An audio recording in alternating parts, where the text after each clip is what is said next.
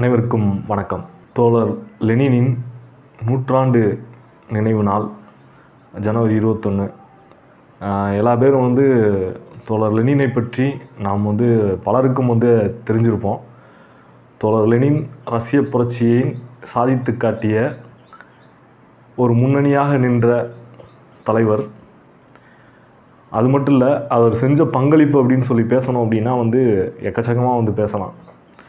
அவர் கலை இலக்கியத்துக்கு செஞ்ச பங்களிப்பு, அதே மாதிரி கல்விக்கு என்ன பங்களிப்பு செஞ்சார், ஒரு கட்சியை எப்படி கட்டணும், ஒரு கட்சியை எப்படி ஒரு உறுதியான கட்சியாக வச்சுருக்கணும், புரட்சியை நடத்தக்கூடிய ஒரு கட்சியாக எப்படி கட்டணும் அப்படிங்கிறத பற்றிலாம் அவர் ஏராளமான பங்களிப்பு செலுத்தியிருக்காரு.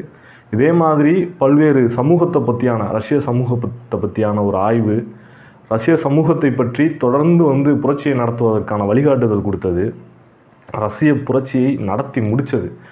அதாவது மார்க்சினுடைய தத்துவத்தை நடைமுறையில் அது சாத்தியம் அப்படின்னு சொல்லி ரஷ்யாவில் முதலில் நிரூபித்து காமிச்சு சோசியலிச சமூகத்தை அமைப்பதை நோக்கி முன்னேறினது இருக்குல்ல, இப்படி அளப்பெரிய சாதனைகள் என்னென்னமோ சொல்லலாம். அதே மாதிரி புரட்சி நடந்ததுக்கப்புறம் அது எப்படி மக்களுக்கு என்ன செஞ்சிச்சு, அந்த நாட்டுக்கு என்ன செஞ்சிச்சு, இப்படியே அதை நம்ம விவரிச்சுக்கிட்டே போகலாம். ஆனால் குறிப்பாக இன்றைக்கி நமக்கு என்ன தேவை, தோழர் லெனினிடமிருந்து என்ன நம்ம கற்றுக்கிற போகிறோம், தோழர் லெனின் நமக்கு என்ன சொல்லியிருக்கிறார் அப்படின்னு நம்மளுக்கு இன்றைக்கி மாணவர் இளைஞர்களும் சரி, ஒட்டுமொத்த சமூகங்களும் சரி இதை பார்க்க வேண்டிய அவசியம் இருக்குது அப்படிங்கிறத நான் பார்க்குறேன்.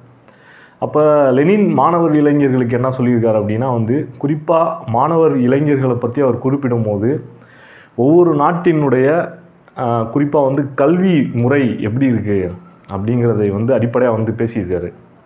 அப்போ ஒரு முதலாளித்துவ சமூக அமைப்பில் அந்த பழைய கல்வி முறை அவர் நாட்டில் எப்படி இருந்துச்சு அப்படின்னு சொல்லி சொல்லியிருக்கிறாரு. அதே மாதிரி இந்த முதலாளித்துவ சமூக அமைப்பில் உள்ள கல்வி முறைகள்லாம் எப்படி இருக்குது அப்படிங்கிறத பற்றி விரிவாக சொல்லியிருக்காரு. அப்போ அது மாதிரி பல்வேறு அம்சங்களில் அவர் சொல்லியிருந்தாலும் ஒரே ஒரு விஷயத்தை மட்டும் நம்ம ஷார்ப்பாக எடுத்துக்கிட்டு அதை நம்ம பேசுவோம். அது இன்றைக்கி நம்ம அதிலிருந்து எப்படி நம்மளுக்கு பொருத்தி பார்த்துக்க போகிறோம், அதை எப்படி நம்ம இந்த சமூக மாற்றத்துக்கு பங்களிப்பு செலுத்த போகிறோம் அப்படிங்கிற வகையில் அது முக்கியமானது அப்படின்னு பார்க்குறேன். அப்போ தோழர் லெனின் பழைய முதலாளித்துவ கல்வி முறையை பற்றி என்ன சொல்லியிருக்காரு அப்படின்னா அதாவது உயிரற்ற அறிவியல்களின் ஒரு குவியலாக பழைய முதலாளித்துவ கல்வி முறை இருக்குது. அது மாணவர்களின் மூளையில் எல்லாத்தையும் போட்டு திணிக்கக்கூடிய வேலையை தான் செய்யுது. அப்போ அதில் வார்க்கப்படக்கூடிய மாணவர்கள் குறிப்பாக ஒரு நம்ம சொல்லுவோம்ல, மெக்காலே கல்வி முறை என்ன மாதிரியான ஒரு விஷயத்தை உருவாக்குச்சு அப்படின்னு. அதாவது அதாவது உடலால் அவன் இந்தியனாக இருப்பான், ஆனால் அவன் சிந்தனையால் அவன் ஆங்கிலேயனாக இருப்பான் அப்படின்னு சொல்கிறோம்ல, அந்த மாதிரி முதலாளித்துவ கல்வி முறை எப்படிப்பட்ட மனிதர்களை உருவாக்கியிருக்குன்னா ஒரு சமூக சிந்தனையற்ற ஒரு மனிதர்களை தான் அது உருவாக்குது அப்படிங்கிறத அவர் குறிப்பிட்டார். சரி, சமூக சிந்தனை இல்லை அப்படின்னா நமக்கு என்ன பிரச்சனை, இல்லை மாணவர்களுக்கு என்ன பிரச்சனை, இல்லை இந்த மற்ற எல்லா பேருக்கு என்ன பிரச்சனை அப்படின்னா அது நம்ம ஒரு கேள்வி எழுப்புகிறோம். இப்போ குறிப்பாக எடுத்துக்கோங்க, நம்ம நாட்டிலே எடுத்துக்கோங்க. இன்றைக்கி என்ன சொல்கிறோம் அப்படின்னா மாணவர்கள் பெரிய அளவுக்கு இன்றைக்கி சீரழிஞ்சிட்டாங்க அப்படின்னு ஒரு பக்கம் மாணவர்கள் மீது குற்றச்சாட்டு இருக்குது. இன்னொரு பக்கம் பார்த்திங்கன்னா சமூகத்தில் யாருமே சரியில்லைங்க, அவன் சொந்த பொழப்பை பார்த்துக்கிட்டு இருக்கான், அவனுக்கு வேண்டினதை செஞ்சுக்கிட்டு இருக்கான் அப்படின்னு பல்வேறு விஷயங்கள் சொல்கிறோம்ல. அப்போ இந்த விஷயங்கள் எல்லாம் பார்த்திங்கன்னா குறிப்பாக இதெல்லாம் முதலாளித்துவ சமூகத்தினுடைய விளைவு, இந்த கல்வி முறையின் விளைவு அப்படின்னு சொல்லி நம்ம பார்க்க வேண்டியது இருக்குங்க. அதாவது என்ன அப்படின்னா இன்றைக்கி குறிப்பாக ஒரே ஒரு விஷயம், அதாவது ஒவ்வொருத்தரும் நம்ம எப்படி யோசிக்கிறோம், அதிகபட்சம் இன்றைக்கி நம்ம அதை சுற்றி நடக்கக்கூடிய எல்லா பிரச்சனைகளையும் பற்றி நாம் கருத்து தெரிவிக்கிறோமா, இல்லை நம்ம அதுக்காக ஏதாவது குரல் கொடுக்குறோமா, போராடுறோமா?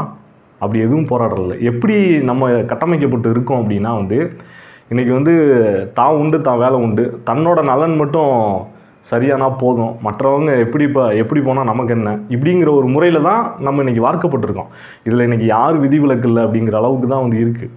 யதார்த்தமாக இதிலிருந்து மாற்றிக்கொள்ளக்கூடிய போராடக்கூடிய நபர்கள் இருக்கிறாங்க, அதெல்லாம் நம்ம மறுக்கலை. ஆனால் இது பெரும்பான்மையான சமூகம் எப்படி இருக்குன்னா இப்படி கட்டமைக்கப்படுது. குறிப்பாக இன்றைக்கி ஆசிரியர்களே என்ன சொல்கிறாங்க, மாணவர்கள்லாம் சரியில்லைங்க, மாணவர்கள்லாம் திருத்த முடியாது இப்படின்லாம் சொல்கிறாங்க. அப்போ இந்த முதலாளித்துவ கல்வி முறையில் இப்படிப்பட்ட வெறும் அதாவது வந்து ஒரு அவர்களோட தலையில் திணிக்கப்பட்ட சமூகத்தின் உறவுகளை பற்றி புரிஞ்சுக்கிறாத, சமூகத்தினோட வர்க்க உறவுகளை புரிஞ்சுக்கிறாத ஒரு யதார்த்தத்தை வந்து இன்றைக்கி மாணவர்கள் உருவாக்கப்பட்டிருக்கிறாங்க. அந்த யதார்த்தத்தில் மாணவர்கள் உருவாக்கப்பட்டிருக்காங்க. அப்போ இப்படி வந்து முழுக்க வந்து பார்த்திங்கன்னா கல்வி அப்படிங்கிறது வந்து மாணவர்களை இன்றைக்கி மக்களையும் எப்படி மாற்றியிருக்கு அப்படின்னா, தனிப்பட்ட ரீதியாக ஒவ்வொருத்தரும் வந்து தன்னோட வேலை, தன்னோட வாழ்க்கை, தன்னோட பிரச்சனை, மற்றபடி வந்து எதை பற்றியும் எவன் எப்போ எக்கெடுக்கிட்டு போனால் நமக்கு என்ன அப்படிங்கிறது போகிறது இருக்குல்ல, இதுதான் வந்து இந்த சமூகத்தினுடைய நியதி அப்படின்னு சொல்லி சொல்கிறாரு தோழர் லெனின். அப்போ பழைய முதலாளித்துவ கல்வி முறை வந்து இப்படிப்பட்ட மனிதர்களை தான் உருவாக்குது. அப்போ இன்றைக்கி ஆசிரியர்கள் குற்றம் சொல்லலாம், மாணவர்கள் வந்து இப்படி இருக்காங்க அப்படின்னு. ஆனால் உண்மையிலேயே வந்து இருக்கக்கூடிய ஆசிரியர்கள் தங்களை பரிசீலித்து பாருங்கள். ஆசிரியர்களோட பிரச்சனையை தாண்டி மாணவர்களுக்கும் அந்த கண்ணோட்டத்தை வந்து வளர்க்கணும் அப்படின்னா இது ஆசிரியர்கள் செய்ய வேண்டியது இருக்குது. தோழர் லெனின் வந்து இதெல்லாம் மாற்றுறதுக்கு என்ன சொல்கிறாரு, இதெல்லாம் மாற்றுறதுக்கு என்ன சொல்கிறாருன்னா, குறிப்பாக வந்து மனித சமூகத்தின் அறிவு அனைத்திலும் வந்து உச்சரிந்து கொண்டு அதில் உள்ள சரி தவற வந்து மதிப்பீடு செய்து அதிலிருந்து ஒரு சரியான மாற்றை, சரியான விமர்சன கண்ணோட்டத்தை பதிவு செய்யணும், விமர்சன கண்ணோட்டத்தோடு பார்க்கணும் அப்படின்னு சொல்லி பதிவு பண்ணுறாரு. அப்போ இப்படி இருக்க ஒரு சமூகத்துக்கு அதுதான் நம்மளுக்கான விடையாக இருக்குது. என்ன அப்படின்னா, நடக்கக்கூடிய அனைத்து சம்பவங்களின், அனைத்து விஷயங்களின் மீதும் ஒரு ஆழ்ந்த கற்றலும் அதை விமர்சன கண்ணோட்டத்தோடு பார்க்குறது அப்படிங்கிறத இந்த பிரச்சனைக்கு தீர்வு. இதை நோக்கி நம்ம அனைவரும் மாற்றிக்கொள்ளப்படும் போது தான் மாணவர்கள் மாறுவாங்க. எல்லா பேரும், நாங்கள் இப்படி எல்லா பேரும் வந்து மாற்றப்படுவோம் அப்படிங்கிறதான், மாறுவோம் அப்படிங்கிறதான், இந்த சமூக அக்கறை உள்ளவர்களாக மாறுவோம். அப்போ இந்த சமூக அக்கறை உள்ளவர்களாக நாம் மாறும்போது தான் இன்றைக்கி வந்து நம்மளோட உண்மையான சமூகத்தை, ஒரு சரியான சமூகத்தை வந்து படைக்க முடியும். இன்றைக்கி நம்மளை சுற்றி எவ்வளோ பிரச்சனைகள் நடக்குது. இன்றைக்கி மாணவர்கள் வேலையின்மையில் இருக்கிறாங்க, எல்லாம் வந்து தனியார் மயமாக மாறிக்கிட்டு இருக்குது, பொதுத்துறைகள் எல்லாம் கார்ப்பரேட் மயமாக மாறிக்கிட்டு இருக்குது, இயற்கை வளங்கள் சூறையாடப்படுது, மக்களுக்கு இடையில் மத கலவரங்கள், சாதி கலவரங்கள், இப்படி வந்து கொடூரமாக அடக்குமுறைகள் போயிட்டுருக்கு, கொடூரமான பாசிச சட்டங்களை கொண்டு வர்றாங்க. அப்போ இதெல்லாம் பற்றி நம்ம என்ன கருத்து, என்ன தெரிவிக்க போகிறோம்? இதெல்லாம் ஒரு பக்கம் நடந்தாலும் நம்ம உண்டு, நம்ம வேலை உண்டுன்னு நம்ம வாட்டுக்கு இருந்தோம் அப்படின்னா இந்த சமூகத்தை எப்படி மாற்ற முடியும்? நாம் பரிசீலிக்கக்கூடிய ஒரு விஷயம் என்பது இங்கே தான் ஆரம்பிக்குது. அப்போ இன்றைக்கி பாதிக்கப்படக்கூடிய அனைவருக்காகவும் அனைவரும் பேசணும், அதை விமர்சன கண்ணோட்டத்தோடு அணுகணும்.